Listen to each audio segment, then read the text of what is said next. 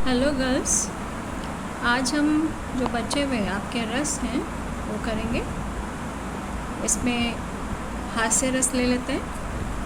हास्य चेष्टाएँ, विकृत रूप, वेशभूषा, आकार और वाणी आदि देखकर जो मन में भाव जागृत होता है वह हास होता है ना। हास नामक मनोभाव के परिपुष्ट होने पर हास्य रस की उत्पत्ति होती है।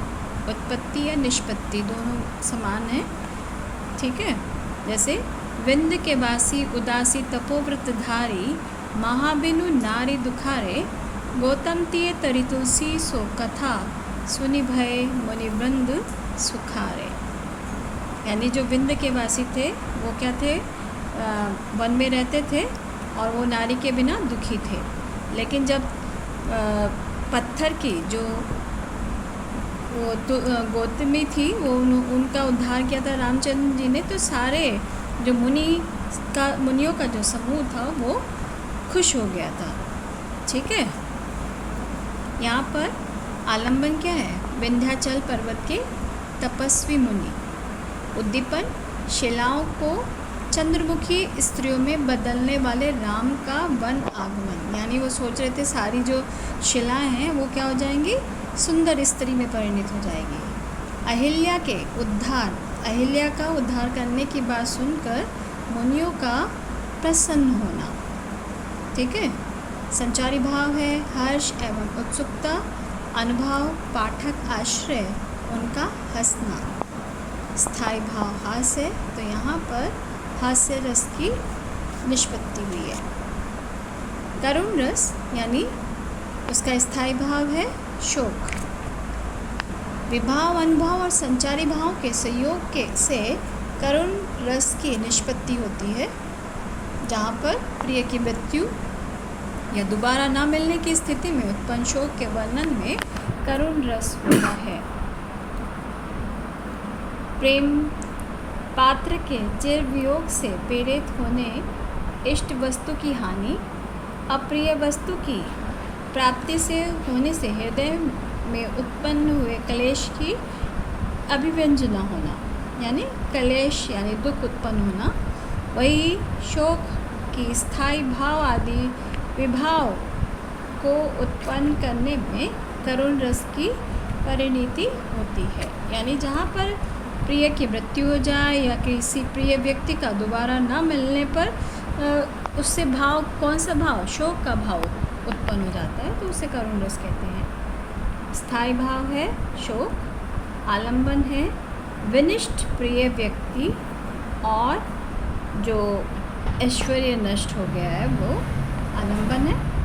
उद्दीपन यानी किस भाव से यह भाव उत्पन्न हो रहा है, प्रिय वस्तु की अपने प्रति प्रेम भावना को याद करना, उनके यश का गुणगान करना, स्मरण करना, प्रिय से संबंधित वस्तुएं को देखकर उसके प्रति जो भाव उत्पन्न होते हैं शोक के, तो वो ये सारे क्या हैं, करुण रस को दीप्त करने के भाव हैं। अनुभाव, देव निंदा यानी भगवान को दोष देना, गिर जाना, रोना, लंबी लंबी सांस लेना, आँखों में आंसू लाना, छाती पीटना, मूर्छित हो जाना, ये सब क्या है, अनुभाव है। संचारी भाव है व्याधि, दुखी होना, ज्ञानी होना, मोह, स्मृति, दैन्य, चिंता, विषाद, उन्माद आदि प्रिय, सभी ये क्या हैं, संचारी भाव है, ठीक है।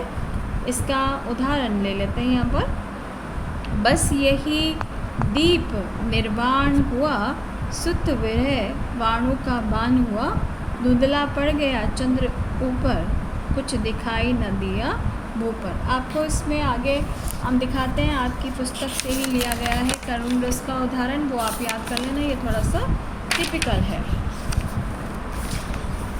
ये है आपका छाया मत छूना पाठ से है।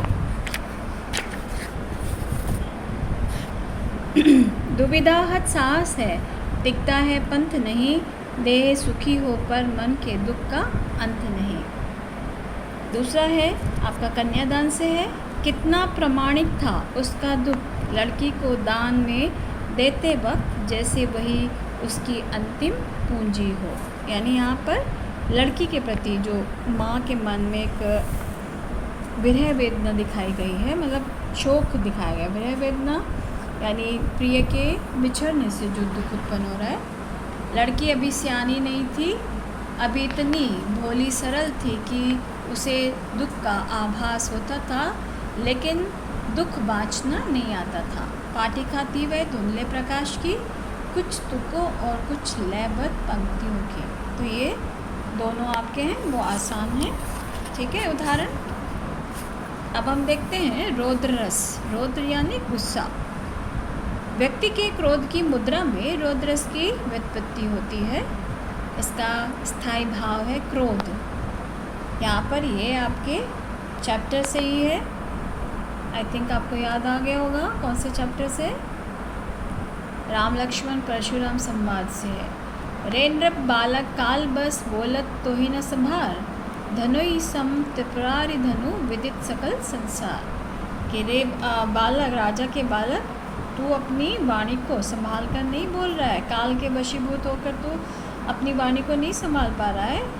धनुई सम मतलब तुम इस धनुष को साधारण धनुष मत समझो। ये क्या है?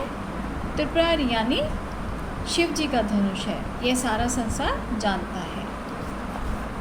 तो यहाँ पर रौद्रस है, स्थायी भाव क्रोध है, आश्रय परशुराम है, आलंबन शिव धनुष है, उद्दीपन शिव धनुष का अपमान अपराधी लक्ष्मण की चेष्टा है, अनुभव परशुराम का क्रोधित होना, आंखें लाल होना, नथुने मोहे फड़फड़ाना, बाहों का उठ जाना, गर्जन तर्जन यानी अपनी वाणी को गर्जना करके बोलना, ये सब क्या है? अनुभव है। संचारी भाव आवेग, उग्रता, स्मृति और चपलता यानी गुस्से में आदमी कैसे कैसे करने लगता है।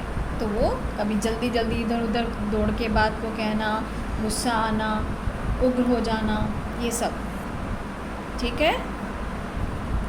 अब आगे करते हैं वीर रस। उत्साह की अतिशयता में वीर रस होता है, यानी जहाँ पर उत्साह का बहुत अधिक बढ़ जाना, वीर रस को वीर रस होता है। जैसे यह है उत्साह युद्ध, दान, दया, धर्म आदि के लिए होता है।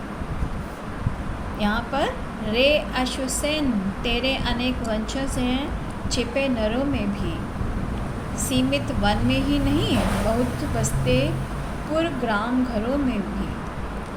ये नरभुजंग मानवता का पथ कठिन बहुत कर देते हैं, प्रतिबल के वध के लिए नीच सहाय सर्प का लेते हैं।